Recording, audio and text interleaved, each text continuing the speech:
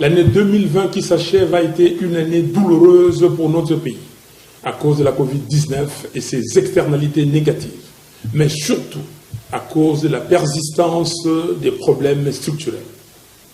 Une fois de plus, je présente mes sincères condoléances à tous ceux qui ont perdu des êtres chers, soit du fait de la Covid-19, soit en raison de la misère, l'insécurité et les guerres qui sévissent dans notre pays. Je soutiens dans la prière tous ceux qui sont malades et je souhaite un prompt rétablissement à tous ceux qui sont convalescents. Je prie Dieu Tout-Puissant pour que l'année 2021 soit meilleure pour tous. Mes chers compatriotes, face à la théâtralisation de la vie politique observée tout au long de ces 2 dernières années, permettez-moi de rappeler brièvement la mission du service public et l'essence de l'engagement politique. En effet, le service public vise ni plus ni moins la satisfaction de l'intérêt général et l'engagement politique y rattaché doit être conçu comme un sacrifice au nom de l'intérêt supérieur de la nation. Le fondement même de cet engagement, c'est le pacte social noué avec le souverain primaire, auprès duquel on obtient un mandat en bonne et due forme, de manière à améliorer son vécu quotidien et lui donner la chance de rêver dans son propre pays. Cela implique, de la part de l'homme ou de la femme politique engagée, non seulement des aptitudes, du caractère, de la rigueur et de la discipline, mais également l'oubli de soi et un sens élevé du bien commun. Mes chers compatriotes, si je me suis engagé en politique après une carrière professionnelle accomplie, c'est avant tout par patriotisme et sens du devoir, avec l'idée forte d'apporter ma modeste contribution au développement de mon pays. C'est aussi et surtout parce que j'aime mon pays et mon peuple. Je crois en la méritocratie et je crois en l'expertise pour résoudre le problème multidimensionnel et complexe auquel fait face notre pays.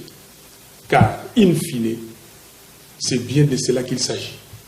Apporter des solutions concrètes aux problèmes quotidiens de la population congolaise. Mes chers compatriotes, en toute franchise, avez-vous aujourd'hui l'impression que vos conditions de vie s'améliorent? Existe-t-il réellement un pacte social conclu entre vous et ceux qui se sont imposés comme dirigeants? Est-ce que vous pouvez véritablement regarder vos enfants dans les yeux avec la certitude qu'ils auront accès à plus d'opportunités demain?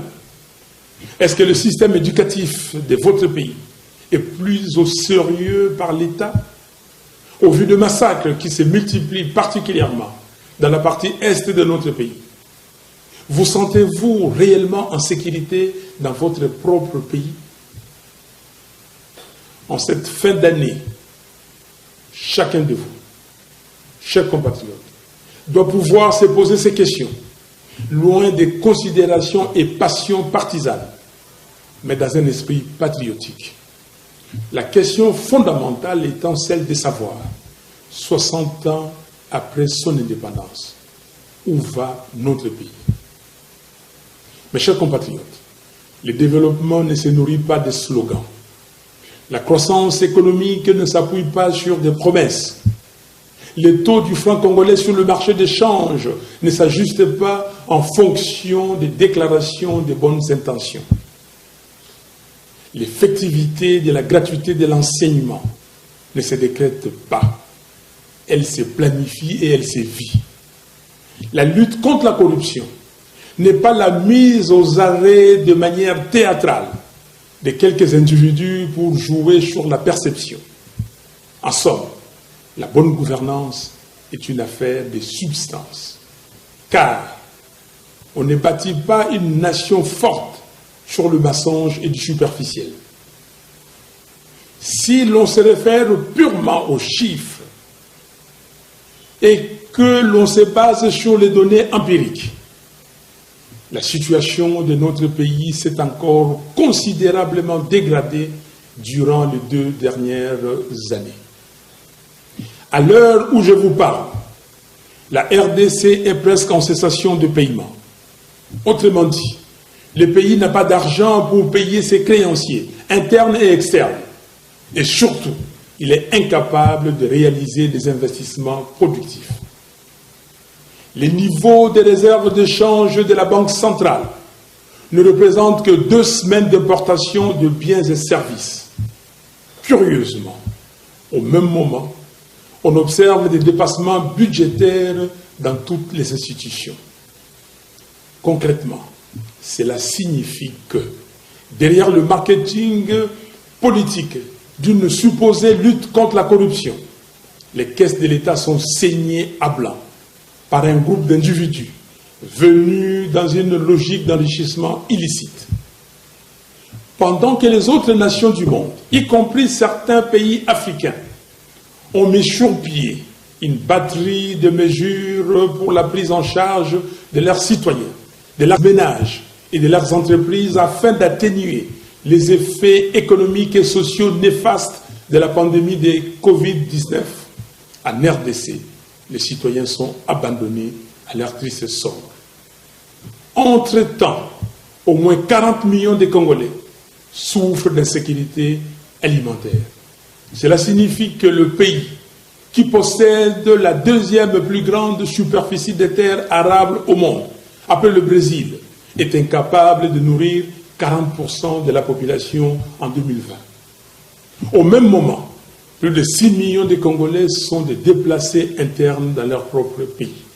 Parmi eux, il y a des femmes, des hommes et des enfants à bout de force qui passent la nuit à la belle étoile, sous les crépitements des balles, tout en se demandant s'ils auront la force d'ouvrir les yeux et voir le soleil le lendemain. À cela, il faut ajouter l'épineux problème de souveraineté qui très peu aborde à Kinshasa. Les armées de certains pays voisins se battent sur notre territoire et d'autres encore traversent nos frontières sans que le gouvernement illégitime ne lève le doigt. Lorsque j'avais pris mes responsabilités patriotiques pour organiser une marche en octobre dernier afin de tirer la sonnette d'alarme sur la situation sécuritaire à l'est de notre pays, les ennemis de la République ont violemment réprimé cette action d'éveil de conscience. En ce qui concerne les infrastructures de base, à ce jour, la desserte en électricité dans notre pays est de 8%, tandis que celle en eau potable se situe en dessous de 30%, contre 60% en moyenne en Afrique. 9 jeunes sur 10 se trouvent sans travail. Nos provinces sont abandonnées et ne reçoivent pas les rétrocessions programmées au budget du gouvernement central. La RDC n'a pratiquement pas de routes. Les routes de desserte agricole ne sont ni ouvertes ni entretenues. Les échanges économiques à travers le pays et au sein de chaque province sont quasi inexistants. Le budget de 2019 et 2020 n'ont pas été réalisés de moitié. La liste n'est pas exhaustive. En définitive, il y a échec cuisant sur toute la ligne et les perspectives d'avenir ne sont guère réluisantes. Disons-le franchement, la RDC est en péril. Pendant ce temps, le régime FCC cache, distrait l'opinion. On prend les mêmes acteurs responsables de l'échec et on le recycle dans une blanchisserie baptisée Union sacrée. Cette transhumance que cultivent certaines politiques et certains politiques congolais sans idéal est un véritable cancer pour notre pays.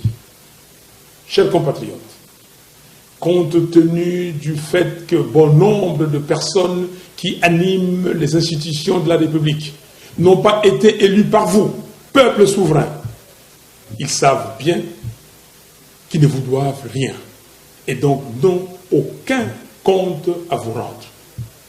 Vous ne les avez pas élus, pourquoi devraient-ils se sentir concernés par votre souffrance?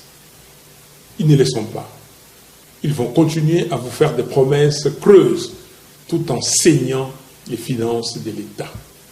Ils continueront à vous parler de l'État de droit, tout en violant la Constitution et les lois de la République. Ils poursuivront l'œuvre des transgressions des principes les plus élémentaires de la morale, particulièrement chrétienne, tout en invoquant Dieu, la Bible, entre leurs mains. Les codes des interdits et l'essence du devoir ont disparu. La raison semble avoir quitté la maison Congo. Ce qui est plus regrettable, c'est la caution que leur apportent certains acteurs de la communauté internationale, qui ne semblent point tirer les enseignements des erreurs du passé. Ces représentants des vieilles démocraties et d'états de droit sont désormais ambigus et même devenus aphones quand il s'agit de défendre le principe que leur pays prône. D'aucuns sont même allés jusqu'à soutenir publiquement les faits flagrants de corruption observés récemment à l'Assemblée nationale. Nous condamnons cette politique de 2 poids 2 mesures et exigeons le respect de la part de certains de nos partenaires extérieurs. C'est ici l'occasion pour nous de rappeler à chacune et à chacun de vous que les membres du FCC cash sont les acteurs responsables de l'état morbide actuel du pays. Et tant que ceux-là même qui se sont caractérisés par les antivaleurs porteront la destinée de notre pays, il est illusoire de penser que le quotidien du Congolais pourra s'améliorer. Mes chers compatriotes, nous avons besoin d'hommes et de femmes politiques en symbiose avec le peuple, qui vont mettre fin à l'absence de l'autorité de l'État. Nous avons besoin de personnes courageuses, notamment dans les dossiers actuellement étouffés, tels que l'érection irrégulière et dangereuse de Minembwe en commune rurale, l'invasion de la partie est de notre pays par les armées de certains pays voisins, le projet de balkanisation de la partie orientale de la RDC, notre beau pays, ainsi que les pillages de nos ressources naturelles. Nous avons besoin d'hommes et de femmes politiques qui n'auront pas peur de soutenir publiquement et d'appuyer les combats que mène le docteur Denis Mukwege pour l'exhumation du rapport Mapping, ainsi que l'instauration d'un tribunal pénal international pour la RDC. Il nous faut une justice impartiale qui fonctionne pour tous et qui s'active en toute indépendance pour mettre fin au règne de la corruption, de l'impunité et de l'arbitraire. Notre pays doit avoir un cap, une direction, des compétences et une vision claire qui s'articulent non pas sur la démagogie, le mensonge et l'hypnose, mais sur une planification méthodologique et une série d'actions décisives. Où nous amène le pouvoir usurpé 2 ans après les hold-up électoraux sans précédent dans l'histoire du continent. Un hold-up présenté de manière légère par ceux qui tentent de falsifier l'histoire comme étant une passation pacifique du pouvoir.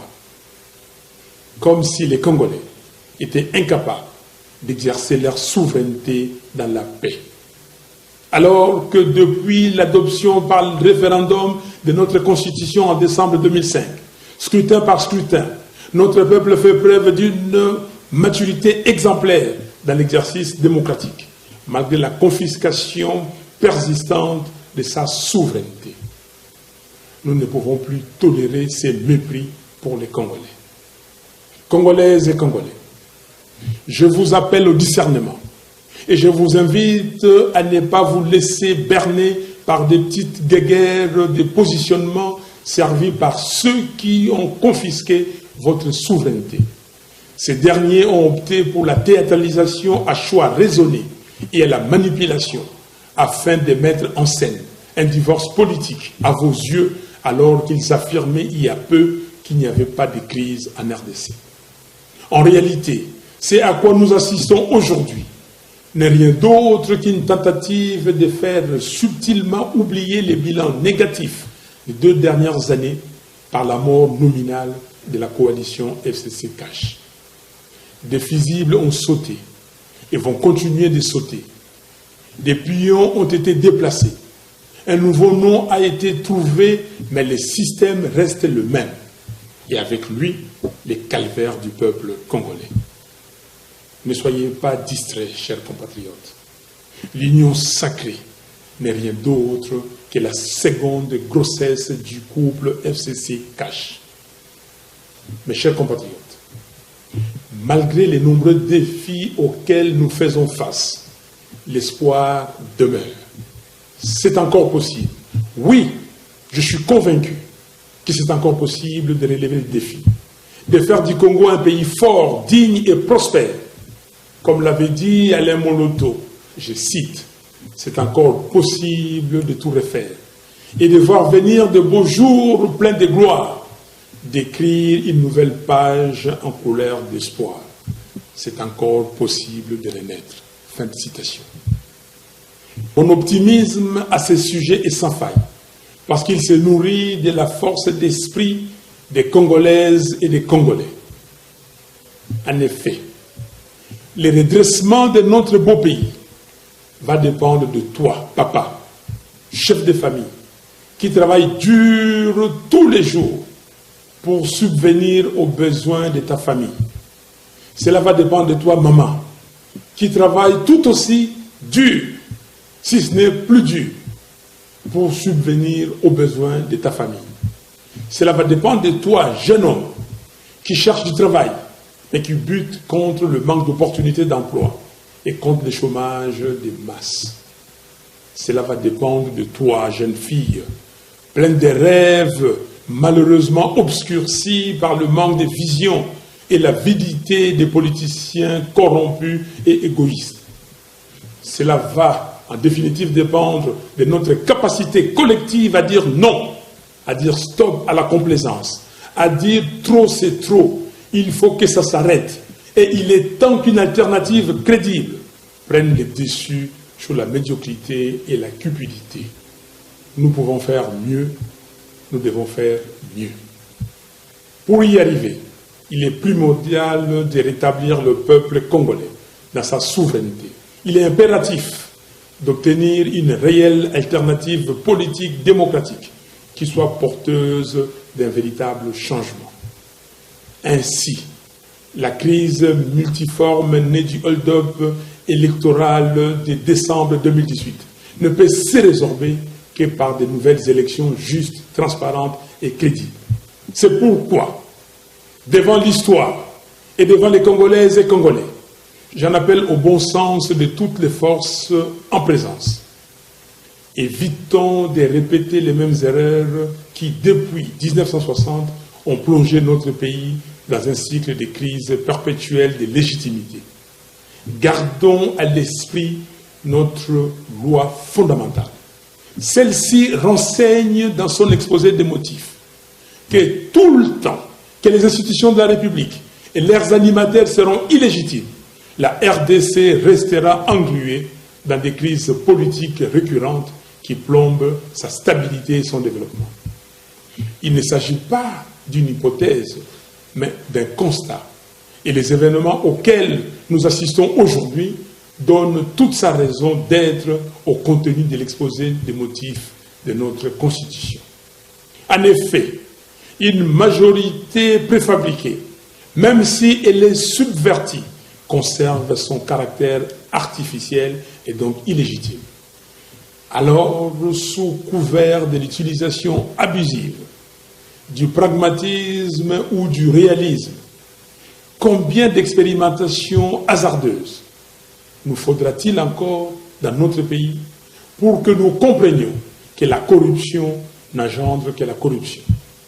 C'est pourquoi j'insiste sur ma proposition de sortie des crises, de manière à ce que nous puissions entreprendre des réformes institutionnelles profondes et consensuelles entre les parties prenantes, sous les bons offices des leaders religieux congolais, avec l'accompagnement de la CIRGL, la SADC, la CEAC, l'Union africaine, ainsi que les Nations unies.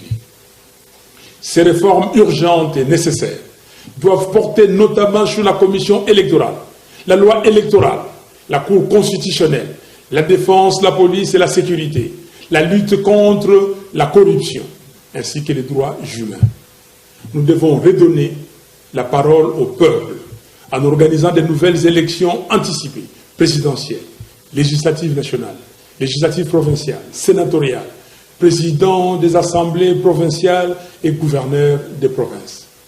C'est dans la mise en œuvre de cette proposition que se situe précisément notre responsabilité historique commune.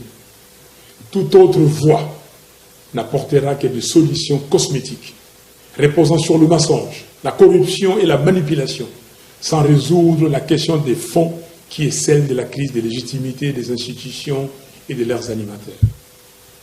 Chers compatriotes, pour accompagner le peuple dans la reconquête de sa souveraineté, j'annonce qu'à partir de ce 20 janvier 2021, je mettrai en place un cabinet composé de femmes et d'hommes qui veulent que le Congo de Kimbangu et de Lumumba soit fort, digne et prospère. Pour mériter le respect et l'honneur des générations futures, nous allons accentuer notre combat par des voies et moyens démocratiques afin de restituer au peuple son pouvoir de choisir librement ses dirigeants. La vérité des urnes. Que personne ne vous impressionne ou ne vous fasse douter du pouvoir qui est le vôtre. La souveraineté vous appartient. J'en profite pour dire à toutes celles et à tous ceux qui, partout dans notre pays, se sentent délaissés par le pouvoir de fait de Kinshasa, que votre commandant est avec vous. Je ne vous abandonnerai jamais. La RDC, c'est les 2 345 410 km² que composent ces 26 provinces. Et c'est près de 90 millions d'habitants dans toute leur diversité. Sans oublier sa diaspora, qui est la première source de financement de l'économie du pays. Nous sommes un peuple vaillant et solidaire. C'est dans cet esprit de solidarité que j'avais prévu de passer la fête de Noël à Lissala, dans la province de la Mongala, comme je l'avais fait l'année dernière à Beni, dans la province du Nord Kivu.